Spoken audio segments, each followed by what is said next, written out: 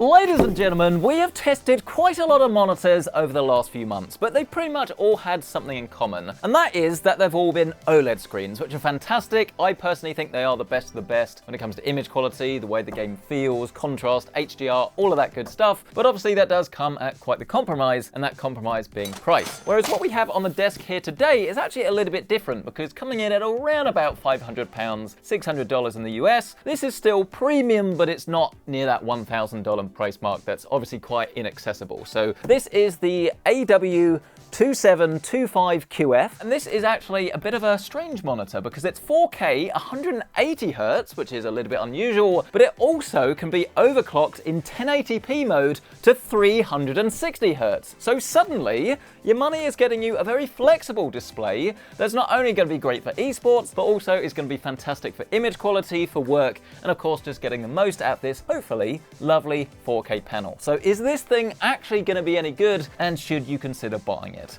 Let's find out right after a short word from this video's sponsor. The new NZXT Compact ATX Mid Tower is here, and the H5 Flow 2024 proves that big things can come in small packages. With a newly recessed motherboard tray, the H5 2024 comes alive, with loads of room to build your PC, and a clean and minimal look that lets your components do the talking. Not only is there mesh on the top and front, but a huge underside intake allows cool air to be fed into the graphics card, with a power supply moved further back to optimize airflow. There is a lot to learn and precious little time, so see what the H5 Flow 2024 can do for you with the link down below. So let's get this thing cracked open then, shall we? And full disclosure, this is in no way sponsored or endorsed paper cut, cardboard cut by Alienware, but they have sent this one out for review. And then if editor Carl remembers to turn on the overhead this time, oh, was that too soon? Sorry, Carl. We can obviously see inside the box as well. This is certainly going to be a very interesting monitor. Alienware pretty much has some good styling these days,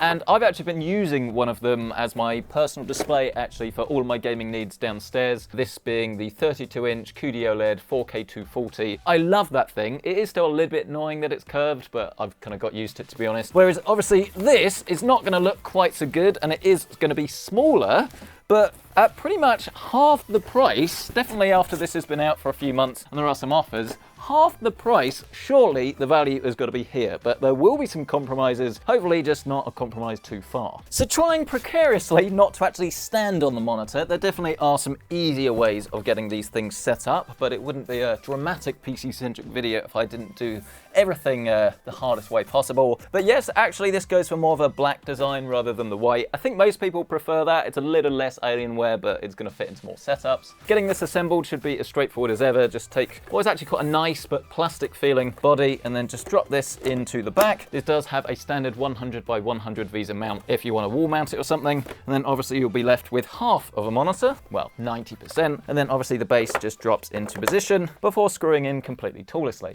And then once you've done that, your gaming monitor should be revealed to you. And yes, as you can see, thankfully this is a flat display. Personally speaking, I love curved when it comes to ultra wides or really big displays on your desk, but I do think that flat is just more versatile really, because it doesn't distort any lines if you're going to be doing any work, and I just don't really think it's necessary. As I say, I guess it can increase the immersion, but on a screen size, as I say, that's a little bit smaller, it doesn't really need to. So I think it's nice to have something that everyone's going to be used to and isn't going to be in any way controversial. In terms of cables and connections, there's not really too much to say other than that you get everything you need inside the box, but this does use a kettle lead rather than a power brick. Isn't going to make too much difference. But then something that Alienware have been doing recently that I like is that they do actually have USB-C on the underside, as well as an easy to access USB-A. So if you are going to be plugging something in quickly, you know, almost like a Mac, not a Mac Mini, like an iMac or any all-in-one PC, it's nice to be able to actually access stuff without reaching around the back. But then you do have DisplayPort on this 1.4.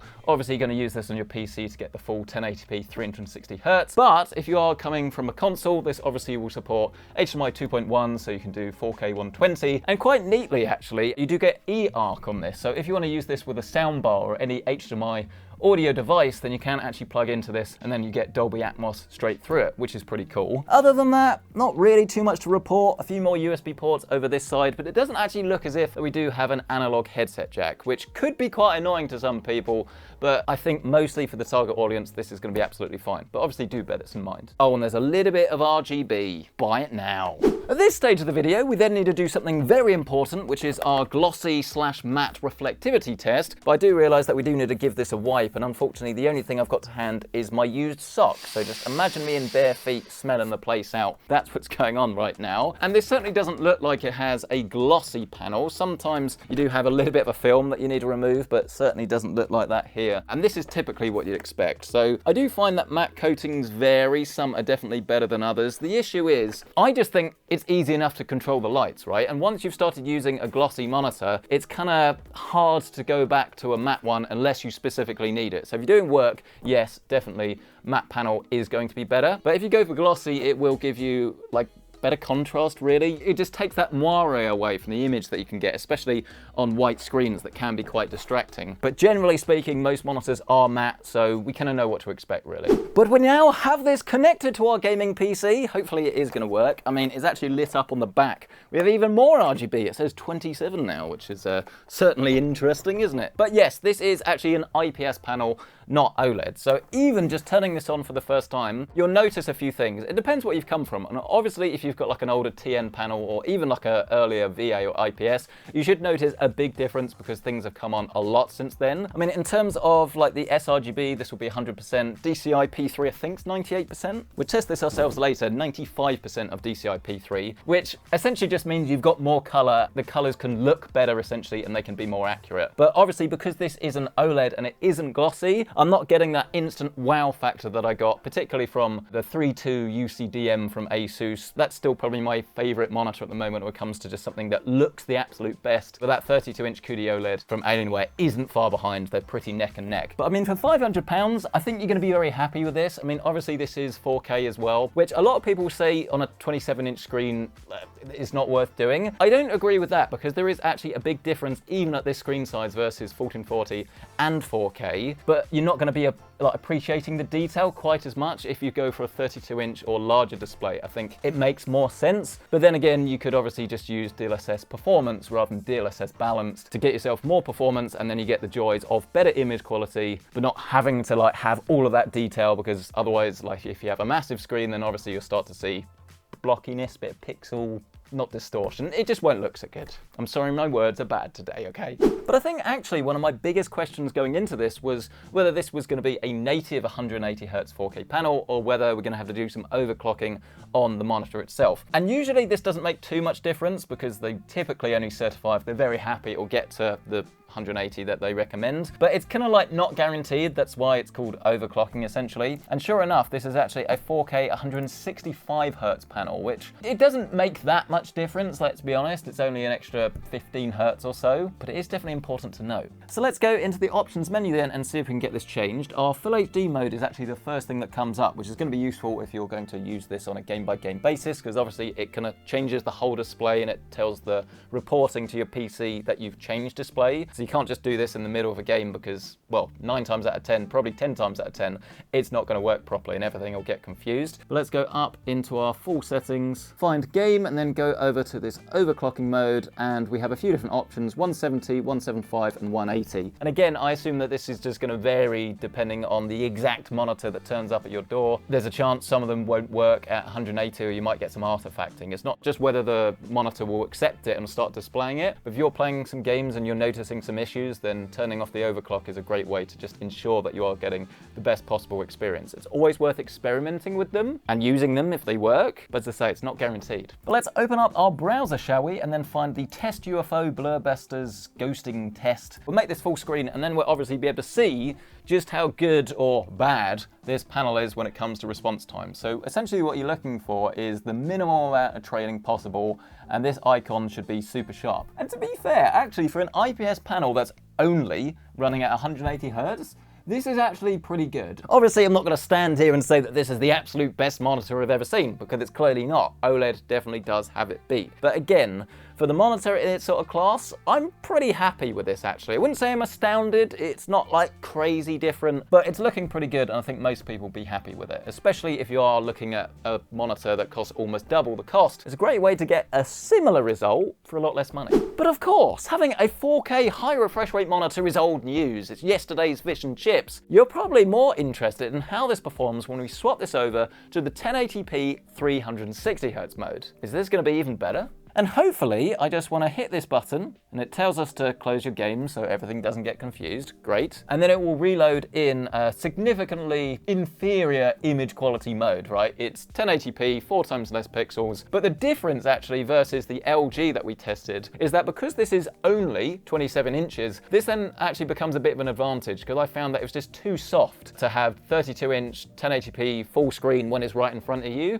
And I'll tell you what, actually, I guess this is to be expected, but you can absolutely notice the difference straight away. I mean, 360 Hz, if you can actually pump enough game frames into a monitor, is definitely going to help you to be a better player. I'd say 60 to 120 is crazy different. 120 to 240, if you're good at the game, definitely makes quite a noticeable difference. But then to be fair, 240 to 360 is kind of diminishing returns. But ultimately, these monitors are getting more accessible, and because you can get something like this, it takes away the compromise that I'd usually say to people not to shy away from, but certainly to consider your purchase very carefully, because if you're investing in a 1080p 360Hz monitor, as I say, you're compromising on image quality. But I actually love the fact that you do get the choice with this, and it's something I, for the first time, would genuinely use, rather than, as I say, like 32-inch 1080, no, it doesn't work to me. This, I think, is going to be pretty useful. But whilst I can definitely feel the difference, let's see whether we can see a difference when we once again open up our Blurbusters ghosting test with Test UFO. And actually, two things have happened now. This is interesting. Now, the first one is you can definitely notice a difference when it comes to the overall clarity. You can now see the resolution and the sharpness in his face, which is definitely going to help you in game. But one thing that I can now start to see a little bit of ghosting behind the character, and this is something you don't really tend to get on an OLED monitor. As I say, it's just kind of naturally sharper, if you like, because it's more responsive. So I'm wondering whether there are some overdrive settings that will help us here. So if we go into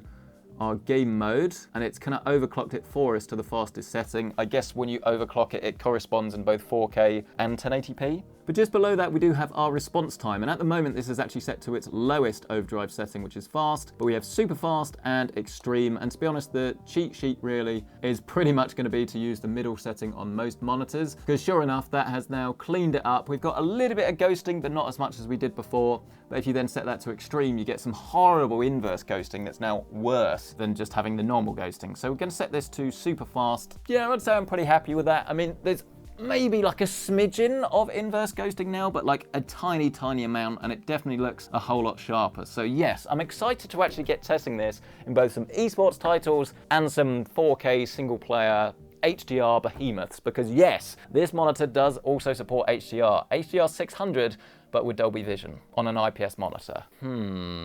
Well then, as you'd probably expect, I've spent the last few hours getting to grips with this monitor, getting it all set up, having a play with how everything works. And I will say that actually the usability of this thing is very good, because it's clearly very feature rich. There's a lot going on here, but actually accessing these features is presented in a way that's really easy to get on with, really. I mean, some of the modes and things don't make sense, so let's walk you through everything anyway. So as we've mentioned, this is HDR. It supports Dolby Vision, which is going to be fantastic if you're watching movies or playing a game that supports Dolby Vision. But then you have loads of other modes that you can use. Now, the one I'd probably recommend the most is the one that we're using here. So you go into the options menu, and this is why I say it's quite easy to change these modes, but you kind of need to know that you need to do that. A lot of people buy this and will never open up the settings, or they've been missing out. You just navigate down to display and then find where it says Smart HDR. Here you've got your different modes. As I say, display HDR 600, that's not the default, that's the one I'd recommend. But you've got a few others, so if you go to game, as you can see, it just makes everything go really like oversaturated. Not a fan of that. Likewise, you can go to movie, which makes everything like a bit more muted and a bit more kind of, well, I guess like a movie, but then if you're watching a movie, it's already been graded, so I don't know why you'd want this. Or you've got desktop, which is a bit more balanced, but to be honest with you, I'd probably go custom color or display HDR 600, as those will give you the best results. But anyway, let's actually move on to the gameplay portion of this and see how it stacks up. And as we've said, this is an IPS monitor, so we're not expecting the HDR to be fantastic, and obviously things like contrast aren't going to be as good as OLED. And this is a really good game to actually test this. This is called Returnal. I'm not going to like fanboy about it all of the time because I do that too much anyway, but basically really like the game. But it's got a lot of contrast in it, and there's a lot of color saturation. There's a lot of dark spots. It's a really good game actually for testing out monitors, if you like, because if it's not up to snuff, it's usually quite obvious. And I tested a Lenovo Legion IPS monitor that was a lot cheaper than this, around about $200-300, and it's pretty night and day the difference actually. I would say this is much closer to OLED levels of quality than closer to like a okay but more entry-level IPS monitor. It's pretty fantastic, and I have to say it's kind of blown my expectations out the water. I mean, this is actually a pretty good spot to stand in actually, because an HDR monitor, or a really good one, needs to be contrasty, and then it needs to handle quite a few things at the same time. So the color needs to be excellent, and on this monitor I have no doubt it's fantastic, really. I don't think anyone's going to have an issue with the color volume, the saturation, the way things actually look. But then obviously with contrast, you have these really bright hot spots and then all of the sort of dark contrasty areas around it. And it's definitely not up to snuff if you're going to compare it to like a 1200 nit display. This is rated for 600 nits. I don't think it's quite getting there, but it's definitely a decent boost versus HDR off. There's no doubt about it. It's not one of those displays you'll keep an SDR all of the time.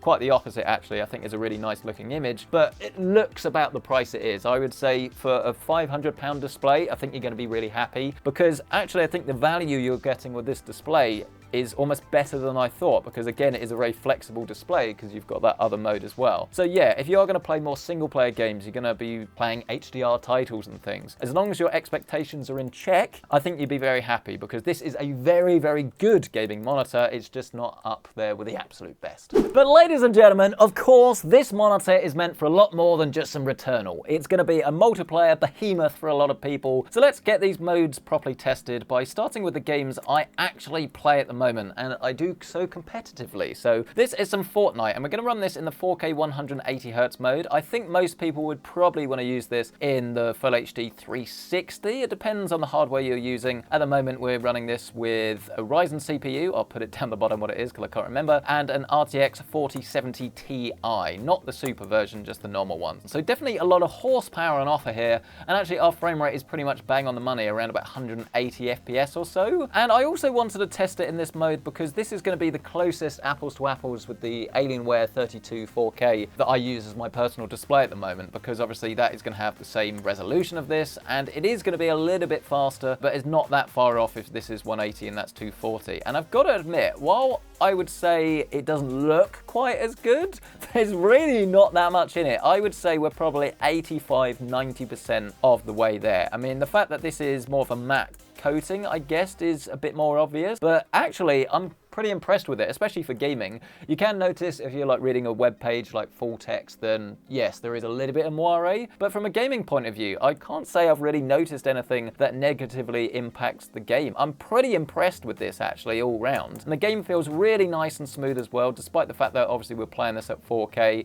Granted, DLSS is set to performance mode, but as I say, the game still looks fantastic. It looks a lot better than a 1440p display would. I'm really starting to think that actually this is kind of the display that's very much aimed at me. I've tested a lot of screens and I can appreciate a lot of screens, but if I was looking to buy something for around about £500 or dollars or so, this would really stand out to me because I love the flexibility, and if you do have the horsepower to play in 4K, then obviously it's going to have quite a lot of impact on you, really. It's definitely going to be a great experience. Having said that, I think I can notice the ghosting a little bit more on this versus on the OLED, which obviously is to be expected. While I say it's about 85–90% of the way there when it comes to the visuals, actually when you start panning the camera around, this is what I'm not used to at the moment, just that kind of extra bit of blur. And obviously you can reduce this by going into that 360Hz mode. It's more something you can get used to, and if you're coming from a monitor, as I say, that's inferior to this, which you almost certainly would be, then this isn't going to bother you because you're going to be kind of used to that anyway. Unless you're going to go for an OLED, you're going to get a fair bit of blur. So yeah, actually, pretty impressed. But anyway, ladies and gentlemen, things are kicking off now, not only because the door's just gone, the dog started barking, everything is going nuts, but actually because we're playing probably the most difficult game I could choose to try and talk to the camera at the same time as playing. This is Smite 2, this is the alpha, so as you can see, it is not final, and there are quite a few changes to go. But I've got to say, I've been enjoying it so far, despite the fact that I'm not exactly fantastic at this game, but we all have things to learn. I mean, this is a prime example of the sort of title, really, that you would want to play in the 1080p high refresh rate mode. Because even though that the image quality is definitely nowhere near as good as it is in the 4K mode, you kind of get used to it very quickly, right? That's the main thing. I mean, even after playing for, I'd say, 2 minutes, your brain starts thinking, right, what's going on? What do I have to do? And you can notice the improvement to the way that the game feels a lot more than the visuals. I mean, this, as I say, should be obvious. There are some games like Fortnite or PUBG would be a prime example where having extra resolution is genuinely going to be a competitive advantage as well, because you can see closer into the distance and it's about like spotting where people are. But you've not really got to worry about that so much in a title like this, really. It's a lot more focused on just quick reactions and landing hits and things. So despite the fact that the image quality is reduced, and I think if you're playing this on just a standard 27-inch 1080p monitor, I think the overall image quality would probably look better. I've got to say, actually, I'm kind of pleasantly surprised with how quickly you just get used to it and you do start to enjoy the extra frame rate. So that's good. But if you were the sort of person that had 2 monitors and you wanted one to be like 360 Hz 1080p, and it was a really high-end one, and you were going to have like a 4K high refresh rate monitor, you could argue that that would still be like the best of both worlds, really. As I say, it's just nice to have the choice, really, between being able to run the game in 1080p at high refresh rate and have it in the standard 4K mode that you're probably going to want to have most of the time. It's so refreshing, actually. While this is definitely not perfect, and as I say, I think they probably can patch it, hopefully, to make the image quality slightly better in 1080p, it's probably the best implementation of this that I've seen so far, and it's definitely the most useful.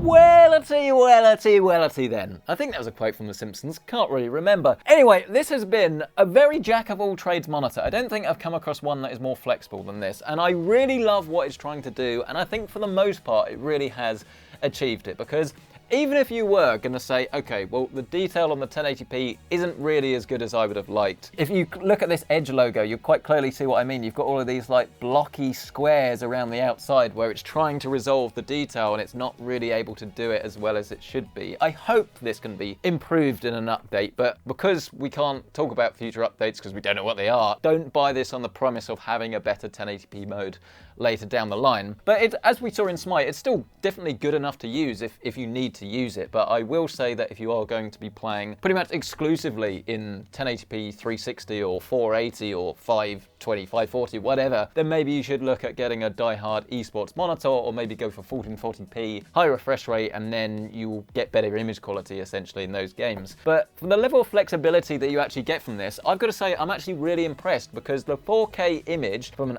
IPS monitor that doesn't have the absolute best mini LED backlight in the world, honestly, I'm really kind of blown away with what you can get in an IPS display. Having said that, even with the advantages of 4K, it's only 27 inches. Great if you want to go for a multi-monitor setup, but as a lone display, obviously 32 in my opinion would be better. And I don't necessarily want to say that it's too expensive, because I think actually the price is probably about right, but you're very much getting into OLED territory around about £500, $600, or obviously you could buy something like the Gigabyte M28U that is cheaper than this, and if you're going to mainly use it as a 4K monitor, then you're not going to notice masses of differences. Or you could obviously go for the 32-inch version of a 4K monitor, but there's nothing really quite as flexible as this. I really like what it offers, and if this was my personal display, I think I'd get full use out of it, which is something I can't say about the LG GS, it's like the GS75 or whatever it is. With that, as I say, the 1080p mode for me, I don't want to say it was unusable, but I wouldn't use it, whereas in this, I would. So overall, definitely recommended, but is something that we'll be including in a future roundup where we can look at it in even greater detail. But the question very much goes out to you on this. What do you make of our Alienware display? Is this the perfect thing that you've been waiting for, right monitor at the right price, or would you rather wait for OLED? OLED? Do you think it's too small? Do you think the 1080p mode is gimmicky? Do you want better HDR? Let us know your thoughts down in the comment section below and ask any questions and we'll do our best to answer them. But smash the like button if you've enjoyed this, get yourself subscribed, and of course if you do want to check out current pricing on this monitor or any of our favourites, you can find them listed down below with our affiliate links. And while you're down there, why not check out the new NZXT H5 Flow 2024. Coming in both black and white, RGB or solid, this new case does things differently and offers a truly clean aesthetic for your gaming PC. It supports a 360 radiator on the front or a 240 up top, and it fits a whopping total of 8 120mm fans. You can even opt for the RGB version that uses NZXT's sweet new F360 single fan frame for hassle-free wiring, cooling and lighting. Learn more about this epic case today with the link down below. But thank you guys so much for watching this video. We'll catch you in the next one.